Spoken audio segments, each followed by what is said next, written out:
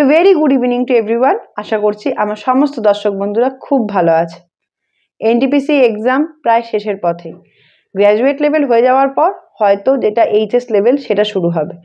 এবং এই ভিডিওর টপিক যেহেতু গ্রুপ ডি সংক্রান্ত স্ট্র্যাটেজি, যেটা 2024-এর ভ্যাকেন্সি ছিল, 2025-এ গিয়ে ফর্ম ফিল আপ হয়েছে, যার ভ্যাকেন্সির সংখ্যা হচ্ছে 32,000 সামথিং, সেইটাকে নিয়ে আমরা এই ভিডিওতে কথা বলবো।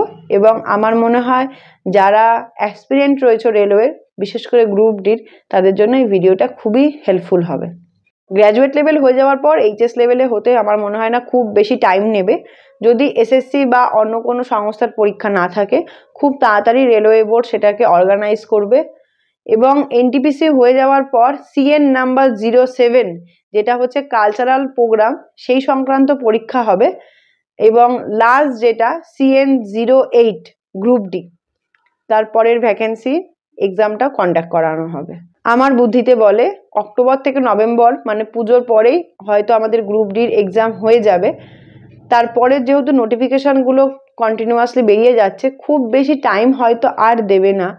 অলরেডি অনেক মাস দিয়েছে। যেমন আমাদের এএলপিতে টেকনিশিয়ানে সেই ফর্ম ফিল আপ হয়েছে ফেব্রুয়ারিতে, পরীক্ষা হলো নভেম্বর ডিসেম্বরে। যারা হয়তো ভালো করে পড়াশোনা করেছে তারা এই ফর্ম ফিল আপের টাইমটাকেও ভালোভাবে ইউজিং করে নিয়েছে। সব থেকে একটা বড় প্রশ্ন রয়েছে যে 32,000 ভ্যাকেন্সি এত কম, আর অনেক জায়গা থেকেই শুনতে পাচ্ছি এই ভ্যাকেন্সিটা হয়তো 70,000 হবে। এএলপিতেও কিন্তু ভ্যাকেন্সি 5,000 ছিল, ওখান থেকে 18,000 হয়ে গেল। সুতরাং ভ্যাকেন্সির দিকে তাকিও না, তোমার পড়াটা যেন সঠিক হয় সেই দিকে তাকাও। একটা কথা আছে না, কর্ম করার আগে ভয় পাও, কর্ম করে নয়, তাই না? তোমার কাছে যখন এখন সময়টা আছে, তুমি সেটাকে এখন কাজে লাগিয়ে নাও। পরে যদি ভ্যাকেন্সি ইনক্রিজও হয়ে যায়, সুতরাং ওখানে তো কম্পিটিশনটা অলরেডি হাই, তোমার যে হবে তার গ্যারেন্টি কে নিচ্ছে? তোমার গ্যারেন্টি তোমাকে আজ থেকে এখন থেকে নিয়ে নিতে হবে। আর তুমি আমার ভিডিওটা শুনছো মানে তুমি as a group D serious candidate, তাই তুমি আমার এই ভিডিওটাকে টাচ করেছো এবং আমার এই ভিডিওটাকে দেখছো, তাই তো? আমার মনে হয় সেটা হচ্ছে তোমাদের এখন থেকে প্রিপারেশান শুরু করে দেওয়া উচিত। যাদের প্রিপারেশান হয়ে রয়েছে, যারা ভাবো টেকনিশিয়ানে 1-2 নাম্বারের জন্য বা জেইতে 1-2 নাম্বারের জন্য কেটে গেছো, প্রত্যেকেই আমার মনে হয় group D form fill up করেছে এবং তারা তো অলরেডি তৈরিই রয়েছে। তাদের কিন্তু বেস একদমই রেডি। তারা শুধুমাত্র রিভিশন করবে, তারা রিভিশনটা হয়তো অলরেডি স্টার্ট করে দিয়েছে। কিন্তু তুমি নতুন ক্যান্ডিডেট, সবেমাত্র প্রিপারেশান শুরু করবে ভেবেছো, তার কিন্তু শুরু করে দেওয়া উচিত। কারণ এর কোয়ালিফিকেশান 10 পাস, আমরা সবাই জানি। গোষ্ঠীর সবাই এই পরীক্ষা দেবে এবং অ্যাপ্রেন্টিসশিপেরও একটা সুবিধা এর জন্য রিজার্ভ করা রয়েছে। সুতরাং তোমার সিট কত রয়েছে, তারপর তুমি যদি ইউআর ক্যান্ডিডেট হয়ে থাকো বা যে কোনো কাস্টেরই হয়ে থাকো না কেন, তাতেও তোমার গুরুত্বটা কতটা বুঝতে পারছো। পরেও একটা গুরুত্বপূর্ণ কথা, 8 পে কমিশন বসতে চলেছে, তার মানে বুঝতেই পারছো গ্রুপ ডিরও এখন বেসিক পে লেভেল কত হতে চলেছে। এখন তো গ্রুপ ডির বেসিক আছে মনে হয় 18,000, এখান থেকে এটা অনেকটাই শিফট হবে, প্রায় 10,000 টাকা থেকে 15,000 টাকা মাইনা বাড়বে। তাই তোমাদেরকে বলছি, নিজের ভালোবাসাটাকে সম্মান করো, নিজের ভালোবাসাটাকে টাইম দাও এবং অন্য সব ভালোবাসাগুলোকে ত্যাগ করে লক্ষ্যকে অ্যাচিভ করার জন্য এগিয়ে পড়ো। এখন থেকেই তোমার টাইমটাকে শুরু করে দাও, কারণ এই মার্কেটে অনেকে রয়েছে যাদের কিন্তু এক্সপিরিয়েন্স হয়তো অনেকটা বেশি রয়েছে, তারা কিন্তু অনেক ভালো পারফরমেন্স করতে পারবে। তুমিও জানো তাদের মতোই পারফরমেন্স করতে পারো এবং তাদের থেকে বেটার পারফরমেন্স করতে পারো, তার দায়িত্ব তোমাকেই নিতে হবে। যাদের সিলেবাস শেষ হয়ে গেছে তারা কন্টিনিউয়াস রিভিশন দাও। গ্রুপ ডি কিন্তু খুব মাইনিউট জায়গার থেকে জিজ্ঞাসা করে। আর এমন না যে গ্রুপ ডির কোশ্চেন খুব হার্ড থাকে, ইজি টু মডারেটই থাকে, খুব হার্ড লেভেলের কোশ্চেন থাকে না।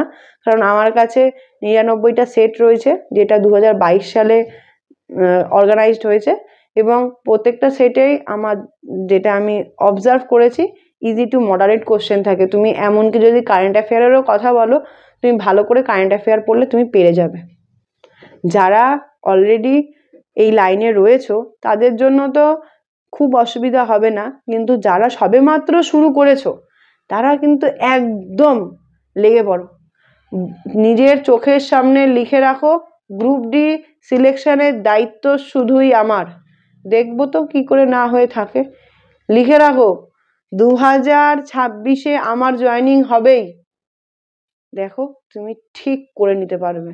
আমার কথাগুলো মিলিয়ে দেখো, দেওয়ালের সামনে ইন্ডিয়ান রেলওয়ে সিম্বল, আর তোমাকে যে কথাটা বললাম সাথে তোমার নিজের কিছু কথা থাকতে পারে, তুমি সেই কথাটাকে দেওয়ালে লিখে রাখবে।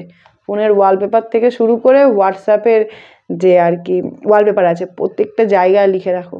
দেখো না, যখনই পড়বে না, যখনই মন খারাপ হবে, সবার আগে চোখটা পড়বে এবং তুমি ঠিক সেই ম্যারাথনে দৌড়ানোর জন্য তৈরি হয়ে যাবে।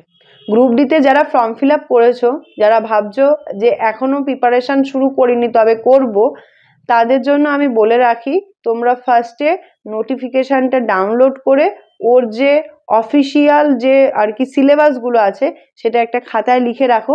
এবং যেটা এক্সাম প্যাটার্ন আছে আমি তোমাদেরকে বলি, গ্রুপ ডিতে কিন্তু সব থেকে বেশি নাম্বার ওঠে রিজনিং থেকে। রিজনিংয়ে 30 নাম্বার পুরো ছাক্কা রয়েছে, ম্যাথ রয়েছে 25 নাম্বারের, সায়েন্স রয়েছে 20 নাম্বারের, আর জিকে মনে হয় 15 নাম্বারের, কারেন্ট অ্যাফেয়ার মনে হয় 5 নাম্বারের, এই মনে হয় টোটাল 100 নাম্বার। তাও আমি তোমাদের সাথে এইখানে শেয়ার করে দেব যে কোন পোর্শানে কোন কোন নাম্বারে ডিভিশনটা রয়েছে। এই ভুলটা কিন্তু কেউ করবে না যে এক একটা সাবজেক্ট এক এক সময় পড়ে শেষ করব না।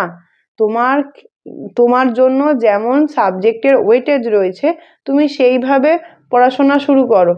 এই রকমটা একদমই করবে না। ম্যাথ, রিজনিং, সায়েন্স, জিকে একদিনে পড়বে, অল্প পড়ো। তোমাকে আগেও বলেছি এখনও বলছি, এমন করবে না যে অনেকটা পড়বো একদিনে, না, আমি অল্প করে পড়বো, প্রত্যেকটা চ্যাপ্টার পড়বো, প্রপারভাবে রিভিশন দেব এবং 3 মাস পর তোমার যে গ্রাফ আছে সেটা এইখান থেকে ঠিক এইখানে উঠে যাবে। আমার কথাটা মিলিয়ে এগিয়ে চলো। না যদি ওঠে গ্রাফ তখন আমাকে কমেন্টে জানাবে। নিজের প্রতি সৎ থাকো, চাকরি তো ঠিকই পেয়ে যাবে, নিজের প্রতি সৎ হয়ে যাও, দেখবে অনেক হেল্প হবে। লোককে মিথ্যা কথা বলতে পারবে, জানিস তো আজকে আমি পড়তে পারতাম কিন্তু আমার সাথে এটা হলো তো তাই আমি পড়তে পারিনি। এই কথাটা তোমাকে বলছি মানে এই কথাটা আমার সাথেও হয়, তাই আমি নিজেকেও এই কথাটা নোটিস করে দিচ্ছি। নিজেকে ফাঁকি দেবে না একদম, বুঝলে? অনিন্দিতা কুণ্ডু তোমাকেও বলছি, নিজেকে ফাঁকি দেবে না। নিজেকে ফাঁকি দেওয়া অনেক বেশি সহজ। নিজের কাজের প্রতি সৎ থাকবে এবং তোমার সেই সততাটা যখন পরীক্ষাটা কমপ্লিট হয়ে যাবে না, তুমি ঠিক বুঝতে পারবে। টেক্সট বুকে টেস্ট লাগাবে, তোমার র্যাঙ্ক কত আসছে অ্যানালিসিস করবে, কোথায় ভুল করছে অ্যানালিসিস করবে। এবং যারা সবেমাত্র প্রিপারেশান শুরু করবে ভাবছো, তারা জোর কদমে লেগে পড়ো। 32,000 ইজ নট এ জোক, ঠিক আছে? তোমার হবেই, তুমি পারবেই, তুমি করে দেখাবেই। এই প্রতিজ্ঞাটা শুধুমাত্র নিজেকে করো, ঠিক হবে। আমার কথাটা হয়তো তোমরা বুঝতে পেরেছো। আর এটাই ছিল গ্রুপ ডি সংক্রান্ত স্ট্র্যাটেজি, যেটা আমি তোমাদের সাথে শেয়ার করলাম। এবং কোন কোন সাবজেক্টের জন্য কোন কোন বই পড়তে হবে সেগুলো আমার অলরেডি সেপারেট করে ভিডিও করা রয়েছে। আশা করছি যারা যারা রেলওয়ে অ্যাসপিরেন্ট আছো বা যে কোনো জব অ্যাসপিরেন্ট আছো, প্রত্যেকের লক্ষ্য যেন পূর্ণ হোক, প্রত্যেকে নিজের যেটা ভালোবাসার চাকরি আছে সেটাকে যেন জয় করতে পারো। এরকম যাতে না হয় শুধুমাত্র টাকার জন্য একটা জব করছো কিন্তু তোমার সেই চাকরিটার প্রতি কোনো ভালোবাসাই নেই। যে অর্গানাইজেশনে তুমি জব করছো সেই অর্গানাইজেশনটাকে তুমি ভালোবাসো না, এরকম যেন কারোর সাথে না হোক। সবাই নিজের ভালোবাসাটাকে জয় করতে পারুক, নিজের ভালোবাসার পোস্টটাকে জয় করতে পারুক, সেটাই সবার জন্য শুভকামনা রইল। এই বলে আজকে আমি আমার ভিডিওটাকে শেষ করলাম।